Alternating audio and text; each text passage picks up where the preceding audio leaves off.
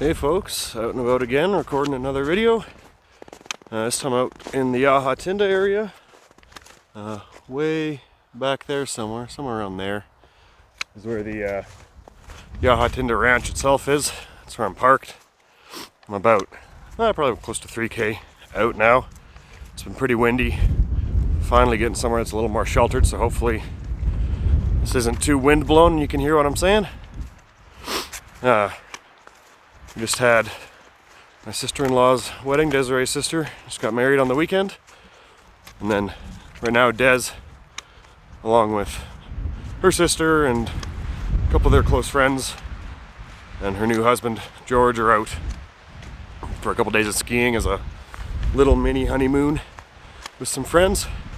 I ain't a skier, so I came out here to Tinda for a little camp out, and we're planning to come back this coming weekend in just a couple days with a couple friends to do some ice climbing. So yesterday I did the hike up to James Falls and checked out Dream On, the ice climb that's there. Looks like it's in pretty good shape, better shape than it was last year when we went to it, so we should have a good day climbing on that.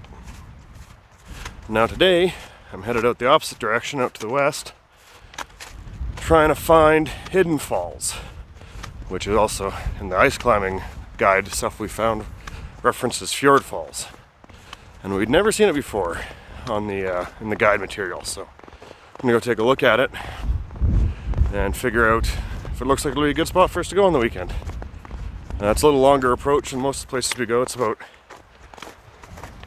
7 kilometers in, so I'm about halfway now. And we got to cross the Red Deer River at some point up ahead. So there's a recommended crossing area in the info we found. So I'm gonna look at it and see what that looks like. It's completely frozen over, which I don't think it will be. The river's pretty open further down, and it's kind of my preference. Not a big fan of trusting the ice on the river unless I've got something with me to really punch a good hole and see just how deep it is. So I'm hoping it's actually open and relatively shallow, so that we can just, if it's real shallow, we can just walk across. It won't matter with our boots on. And if it's a little more deep than that, but not too swift, we can just pull the boots off, walk across quickly, dry our feet off, put the socks and boots back on for a little crossing. So hoping that's what I find when I get there. If it's much worse than that, we might have to find somewhere else to go on the second day, because I don't know if we'll get across the river then. Also was doing some scouting on the drive in. There's other ice falls on the Tinda Road on the way in, and as far as I know, no one's climbed them. And there's no reference to any of them in any of the ice climbing reference books or any of the websites where you typically find it. That information, there's no reference to them. I think it's because they're all on the other side of the river as well, and they're not falls that people typically go to in the summer to check out. This Hidden Falls place, in the summer, a lot of times equestrian horseback guys will head in there and they can cross the river on horseback in the summer. You can't really get across it on foot, but horseback they can, and they'll go back and these falls. It's a fairly popular ride. Those other ones aren't really, and they're not even really falls in the summer. They're just like wet spots on the rock or little trickles of a creek, but in the winter here they formed up into pretty nice falls. So we'll see, maybe if this doesn't pan out.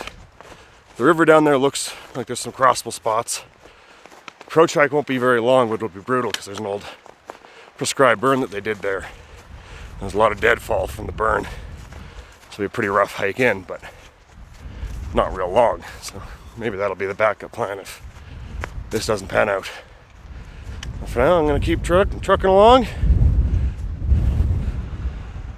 Alright, not quite to the crossing area. The recommended crossing is like over there somewhere. But the river's looking pretty open, which is kind of what I prefer, but decent bit of water flowing in it.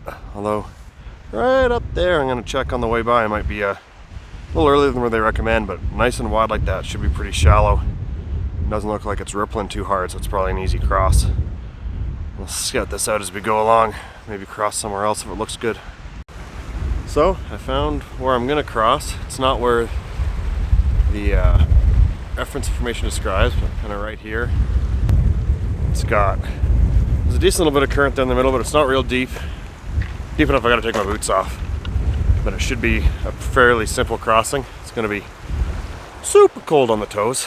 So I just sit down here for a minute and pull my boots off and the socks off and roll my pants up. I did find another crossing point down there that's a little shallower and a little slower current, but it's very wide. It's like 3 times as wide, and it's ice on either side. At least here I can like pick rocks across to rocks and not have to walk barefoot on ice and snow really at all. So we're gonna try this out and see how she goes. Alrighty, and I'm across. Wasn't too bad. It was cold. Current wasn't bad. River bottom was nice, pretty smooth. It's rocky, but pretty smooth. No big jagged rocks or anything, so it wasn't too bad on the feet. And didn't get much more than about halfway to my knee, so it wasn't too deep. So toes went numb pretty quick getting across, but they're drying in my boots now, and they're already, well, now they're in the tingles as they warm up, but they're coming back online, no problem, nice and quick. So it's all good. Now I just gotta follow the river along for a ways till I hit the creek where it ties in, and then just follow that up to the falls. So shouldn't be too long now.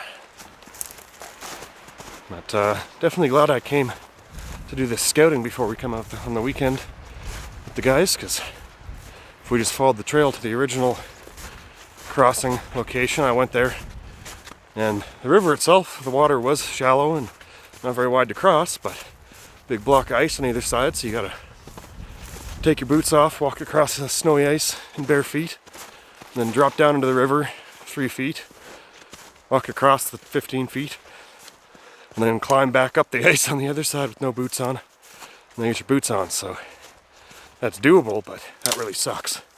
This spot was much better, even though it was a little wider. So that'll probably be where we cross on the weekend with our friends. We'll see. There was one other crossing point I had found a little further downstream than where I just crossed. I might try going out across that one. See, it's when I said it was a little wider. Had a bit of snow on either side, but not like an embankment you had to climb up. So we'll see how I'm feeling at the end of the day. Might try a new one, or I might just go back where I just came across. So for now, just looking for this creek, and then I'll be making my way up it, looking for the climb. I'm gonna have a little snack here while I walk. Looked at my watch as I was doing the crossing and realized that it's already, I had a little later start, but it's already like 3 in the afternoon. So it's about lunchtime. No wonder I was feeling hungry, because it's time. So I'm gonna just eat while I walk here. Have a bar and some trail mix. Oh, made it back to Hidden Falls. There's the main falls there. There's a couple little small chunks of ice in this little grotto as well. And also looks like it's in pretty good shape. Nice and solid, nice and sheltered. I didn't end up taking the creek up. So before I hit the creek, I hit the horse track labeled for Hidden Falls, so I took it. And it's probably a good thing I didn't take it up. A couple times I got a chance to glance down to the steep little canyon. Could see small 10 to 20 foot kind of mini falls along the way. So had I found it, I would have had to turn around and go find this horse track. So worked out pretty good in the end. Just gonna have a snack and a drink of water, and then I'm gonna head out and time my hike out, so I kind of know how long it's gonna take us when we come back. Since my route in was kind of scouty and not a direct line shot, now I know the direct line route, so can get a time for it. So as you can see, I'm back at the river. I just got back across it, and it was just as cold as last time. But actually maybe even a little colder. Sun's starting to dip. We're getting into the later afternoon here. I still got plenty of daylight to get back to camp. But it is a little cooler now than it was before, and there's more breeze. So the toesies are pretty cold. But I got fresh dry socks on. And I just gotta climb up this hill, find the main Banff Trail, and follow that for 4.5, 5K back to the car. And yeah, we found our route. We found our climb. Things looking good. Just gotta come back in a few days with our friends. We'll see. I might see how much time I have when I get back to the car. I could do it tomorrow. I might check out Bighorn Falls as well. It's only a few minutes walk away from where I park. It's not like a great falls or anything where we've climbed a lot of times. It's nothing too special. It's just nice that it's really close to the road. But it doesn't often form up really full and nice. It's usually kind of bumpy and mungy and weird, so if I got time, I'll just take a quick peek in there, see what it's looking like. It's a potential additional spot to poke into, just because it's so close to the road. Yeah, otherwise that's most of the trip. I'm still just walking out here, and you can see the plains of Yahatinda starting to open up ahead of me there. Walking down the old Banff Trail. Here was an old park access road, and then they closed it to motorized vehicles. It's a common bike, hike, or horse track. And then there is down the valley at Warden Rock, that big peak there.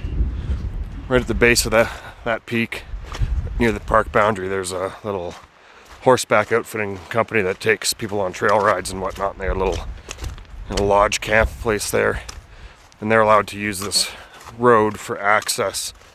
I don't know if they're allowed to take trucks and stuff up and down it all the time. I don't think they are, but I know if you go to stay there, usually how they'll bring you in, they'll meet you at the parking lot at the end of the road with a wagon behind a tractor and wagon ride you in, like an old West style horse-drawn wagon, just pulling it in with a tractor instead.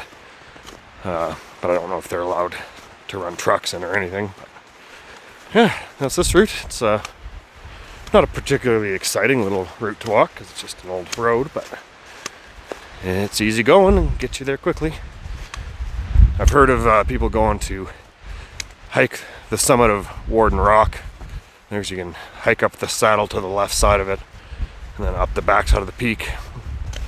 And there's no technical roped climbing required. A little bit of scrambling, but mostly just a hike. And I've heard of guys biking down this road until they get to where they're gonna cross the river, and then leaving the bikes there to make this part of the approach a little faster. Who knows, maybe at some point in the future I'll try something like that, but for now we're just on the Shoe Leather Express.